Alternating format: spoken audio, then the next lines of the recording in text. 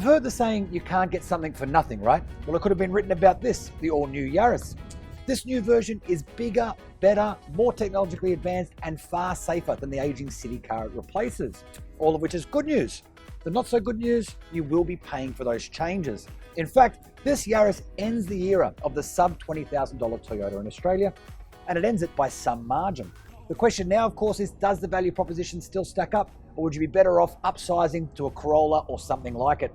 Let's go find out, but before we do that, make sure you hit subscribe to stay on top of all of our latest videos, and if you want the full skinny on this car and hundreds more just like it, jump on over to the carsguide.com.au website.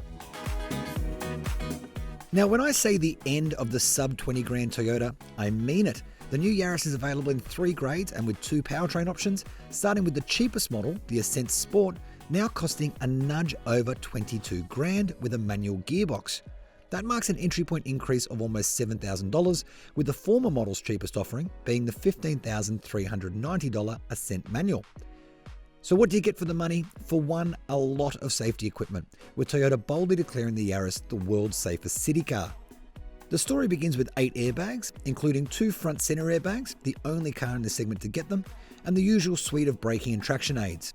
You also get Toyota's pre-collision safety system, which has AEB with pedestrian and cyclist detection, as well as active cruise, intersection turn assistance, lane trace assist with active steering, roadside recognition, and a reversing camera. You'll also get DRL LEDs, a touchscreen with smartphone mirroring, another screen in the driver's binnacle, and DAB Plus radio. What don't you get? Well, alloy wheels for one, with the cheapest Yaris making do with 15-inch steel numbers, along with manual aircon. You also don't get an automatic gearbox. For that, you'll have to find around 23 grand. The range then steps up to the SX, which can be had with a petrol or hybrid powertrain, the latter adding a lithium-ion battery and electric motor, as well as a pure EV drive mode.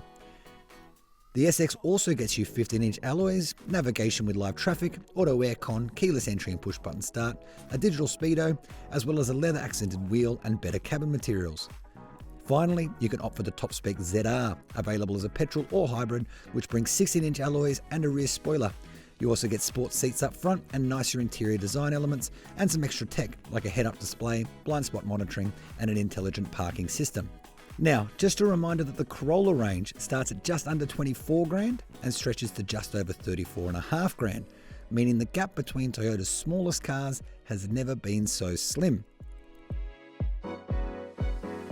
So let me start by pointing out some of the things that I really like in the cabin. This digital screen with Apple CarPlay and Android Auto, that's a great addition. So is the digital driver display and the digital aircon controls in the top spec models. I also like the layered effect of the dash and the fact that due to some clever packaging, it actually feels pretty spacious in here. I even like all these buttons on the steering wheel, which do look a bit busy, but do lend the car a sort of semi-premium feel. But the biggest drawback, I suppose, is that all the really expensive, really important stuff in the new Yaris, things like the platform, the safety tech, the engine tech, all of that's invisible when you're sitting in the car. But what's more visible are the reminders that this really is a city car in specification. So there's no shortage of hard and scratchy plastics. There's a really simple center console setup and a general lack of creature comforts. Now, it's worth pointing out that this is the top spec ZR model, and even without a hybrid engine, you're going to be spending north of $30,000 to get into one. The problem, in my opinion, is that at times it just doesn't feel like a $30,000 car. The new Yaris, which rides on Toyota's very good TNGA platform, measures just over 3.9 metres in length, just under 1.7 metres in width, and just over 1.5 metres in height, and rides on a roughly 2.5 metre wheelbase, making it a bigger car than the vehicle it replaces. It will also serve up some 270 litres of luggage space with 60/40 folding rear seats.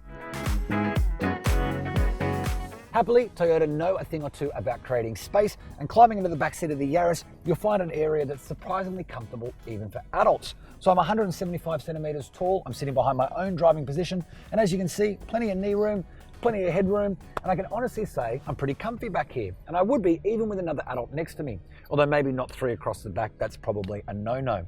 The only downside back here then is just a general lack of stuff. There's no USB ports, no power outlets, no air vents, no pull-down divider, no nothing really. You can have your Yaris in 2 flavours, a 1.5 litre 3-cylinder petrol model, which will produce 88 kilowatts and 145 newton metres, pairing with a 6-speed manual transmission or a CVT auto. Or you can have the hybrid, which adds a lithium-ion battery and electric motor for a combined power output of 85 kilowatts.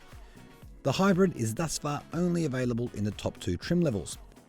Like most Toyotas of late, it's a fun, perky little vehicle, but for mine, it does lack some driving refinement, meaning it can feel a little loud and at times a little harsh when you consider its new price point. So I'm going to be honest with you, there was once a time, and it really wasn't that long ago, when the thought of driving a new Toyota didn't really fill me with excitement. It's not that they were bad per se, they just weren't the final word in things like driver engagement or driver fun. But that all started to change a few years ago with the introduction of the TNGA platform, which Toyota basically designed to inject a little bit more enthusiasm into the driving. And that same philosophy continues here in the Yaris, which rides on that same platform, albeit a city car sized version of it.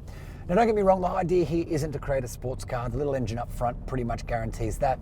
It's more to create a connection between you and the car and the road below. And I've got to say, Toyota's really achieved that here.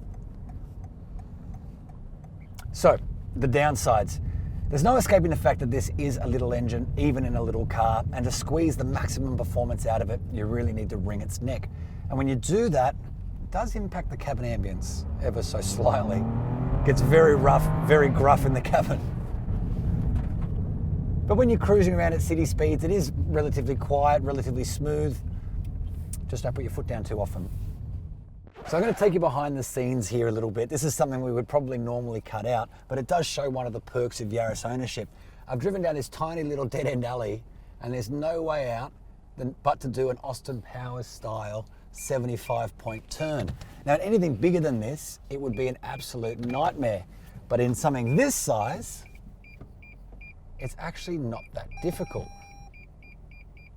It's not easy, but it's not that difficult. If I was in an SUV, I'd be here for a month and a half, but in a little Yaris or something this sized, you're straight out again. They call these cars city size for a reason. They're not the size of a city, of course, but they are the perfect size for people who live in one.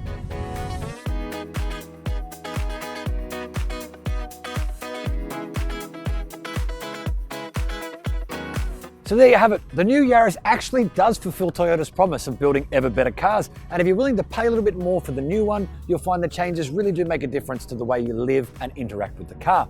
Short answer, the new Yaris is pretty good. The only problem is the Corolla is pretty good too, and really not that much more expensive. Anyway, to read the full review, head on over to the carsguide.com.au website and make sure you hit subscribe to stay on top of all of our latest videos.